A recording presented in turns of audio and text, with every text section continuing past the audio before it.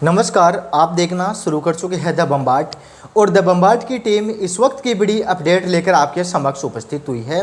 Supreme court ने Madras high court का फैसला पलटते हुए कहा, चाइल्ड पोर्नोग्राफी देखना और स्टोर करना दोनों ही पोक्सो एक्ट के तहत अपराध है। कोर्ट ने इसे जुड़े शब्द को पोक्सो एक्ट में बदलने के लिए सलाह दी गई है। मद्रास हाई कोर्ट के फैसले को पढ़ते हुए सुप्रीम कोर्ट ने कहा कि चाइल्ड पोर्न को डाउनलोड करना और देखना अपराध है।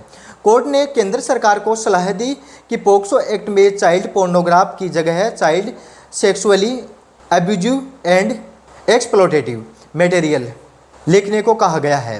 बता दें आपको कि मद्रास कोर्ट ने एक शख्स के खिलाफ ये कहते हुए केस रद्द कर दिया था कि उसने चाइल्ड पोर्न सिर्फ डाउनलोड किया था, किसी को भेजा नहीं था।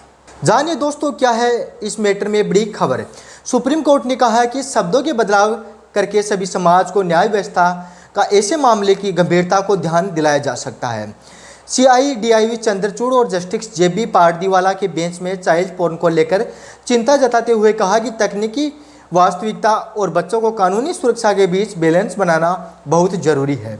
बेंच ने कहा कि चाइल्ड पोर्न का स्कैम कहने को लीगल फ्रेमवर्क का समझ में बच्चों को शोषण के खिलाफ लड़ने का एक नया दृष्टिकोण बनेगा। बेंच ने 19 अप्रैल को अपना फैसला सुरक्षित रख लिया था। कोर्ट ने कहा कि डिजिटल युग में बच्चों की सुरक्षा के लिए कानून से जुड़े गंभीर सवालों को जवाब देना जरूरी है। जनवरी 2024 में मद्रास हाईकोर्ट के जस्टिस N आनंद वेंकटेश ने 28 साल के एक शख्स को राहत देते हुए उसके खिलाफ आपराधिक मामला रद्द कर दिया गया था। वियोग पर चाइल्ड पोर्न देखने और डाउनलोड करने का आरोप था। जस्टिस वेंकटेश ने कहा कि केवल चाइल्ड पोर्न देखना पोक्सो एक्ट के तहत अपराध नहीं माना जा सकता। इनके मुताबिक अगर बच्चों को पोर्नोग्राफी में इस्तेमाल किया जाता है तो उस पर पोक्सो एक्ट के तहत केस चलाया जा सकता है।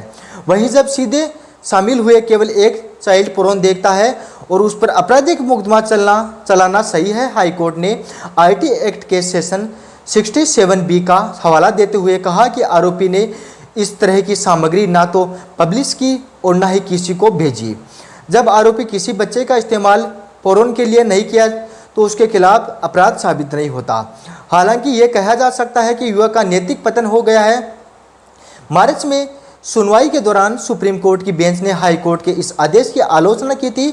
सुप्रीम कोर्ट ने जज को कानूनी समझकर सवाल खड़े कर दिए। सुप्रीम कोर्ट की बेंच ने कहा था कि एक अकेला जज इस तरह की बात कैसे कर सकते हैं, ये तो भयावह है। अप्रैल ने सुनवाई के दौरान सुप्रीम कोर्ट ने डिजिटल कंटेंट के लिए जवाबदेही जरूरी है। धन्यवाद दोस्तों, ये थी इस वक्त की बड़ी अपडेट जिसे मैं आपके समक्ष लेकर उपस्थित हुआ हूँ। मिलते हैं एक अन्य वीडियो के साथ, एक बड़ी अपडेट के साथ। तब तक के लिए धन्यवाद। आप जुड़े रहिए द बम्बाट के साथ। मैं हूँ आपका दोस्त और होस्ट सुनील। धन्यवाद।